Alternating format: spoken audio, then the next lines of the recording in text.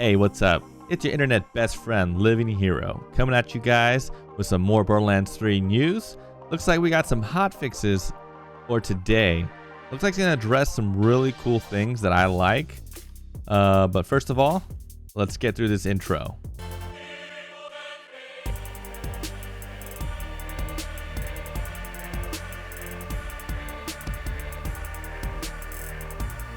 Alright guys, so let's look over this hot fixes that we have here.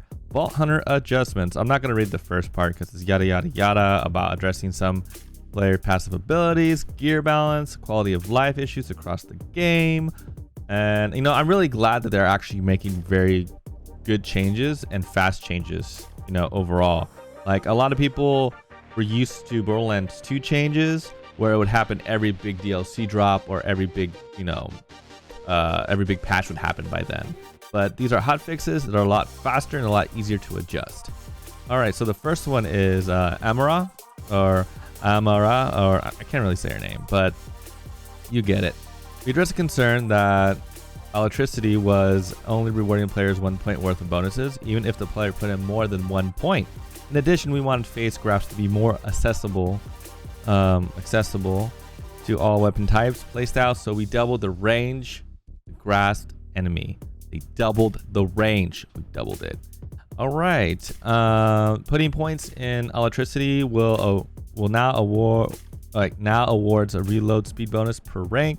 Phase grabs can now be used on targets further away, and the cooldown is now instantly returned if a player misses. All right, Mo's time. I'm kind of happy about this, kind of not. Iron Bear still not buffed. RIP. Never gonna use it. Bloodletter class mod was creating some overwhelming synergies for Mo's, so we increased the delay and decreased the recharge rate of the shield to compensate. This should help encourage the intended use of this class mod, which is to heal shields manually, not automatically. Means of Destruction's retrigger delay was adjusted again because the change limited other builds beyond creating infinite grenades. The infinite grenade bug, which is really fun, will be addressed in a future patch, but we wanted to enable other builds that use Means of Destruction, so we dramatically reduced the retrigger delay to a reasonable number. Bloodletter class mod increased the recharge delay by 150%. I love this. I love that they're giving us numbers finally. I was complaining about that in my earlier video, but you guys could see in the other hot patches that they weren't giving us numbers, so it was something we really couldn't work with. But now that they're giving us numbers, this makes me really excited that they're listening. I love this. Increase the range delay by 150%, recharge delay, reduce the recharge rate by 50%, address the reported bug with the close to the distance so that the action skill augmented will now deal the intended shock damage. Means of Destruction now has a retrigger delay of 0.3 seconds. So what you're saying is I can use infinite grenades again. I'm loving it. All right, moving on to Flak. The Leave No Trace change last week to Flak was to forcefully inject the functionality of a cooldown into the ability. However, the value that was added was never the intended. Okay, cool, whatever. We dramatically lowered it to retain the promise of the ability, but with a cooldown that still allows players to gain ammo without dramatically removing a core aspect of a weapon's gameplay loop. All right, Leave No Trace now has a retrigger delay set to 0.3 seconds. Zane, dude, a lot of new Zane players are coming out. I'm loving it. I see a lot of Zane players. I see a lot of famous streamers like Morning After Kill. He's a really big Zane player, and his builds are pretty sick. I highly recommend checking him out. I used to follow him back in Borderlands 2. He showed me the Forever Alone build for 0, so I give that dude mad props. I love his builds. Anyways, I digressed. Zane, Death Follows Close will correctly update several kill skills after unlocking this ability. Alright, weapon hotfixes.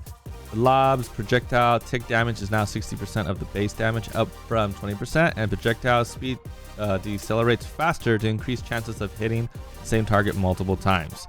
Creeping death damage increased by 200%. Carrier damage increased by 60%. Gunnerang damage increased by Gunnerang damage increased by 20%. All sniper rifle zoom levels have been slightly reduced. Long scopes on Jacob's, Children of the Vault, and all assault rifles have also been slightly reduced. Thank you. They were kind of zoomed in too far for me. Anointed parts. When Zane swaps positions with his Digiclone, the damage gain is increased to 130%, up from 75%. That's a great increase. When Flak hits a target with racks, the target now takes 100% increased damage, up from 50%. That's good. Anointed part. Increased damage versus badasses. No longer heals the player and now correctly adds bonus damage to badass enemies. Bug fixes. Pain, Terror, and Agonizer 9000 have been adjusted to have an increased chance to drop higher quality loot. Address the reported bug with Dynasty Diner that could potentially halt mission progress for some players. Sick. Address the reported concern, aka bug, that some players fell through the floor in various boss arenas. Modified enemy spawn discrepancies reported in the later parts of the campaign. So we've noticed that some enemies were spawning at lower levels than expected in the later parts of the campaign. Players should no longer see enemies that are dramatically lower levels than other nearby enemies in certain areas. So level 48 enemies, level 51 bosses. Hopefully, I've fought in a few level 49s. I don't know if you guys saw my previous video as my B-roll footage, but I fought the I believe the sheriff or the prison guy, the prison boss. He was at level 49 when I fought him. That didn't make sense to me. It was True Fault Hunter mode and I was level 50, so that was weird. But hopefully these changes can be taken well, and we could test them out and have some fun with them. But yeah, that wraps up our video.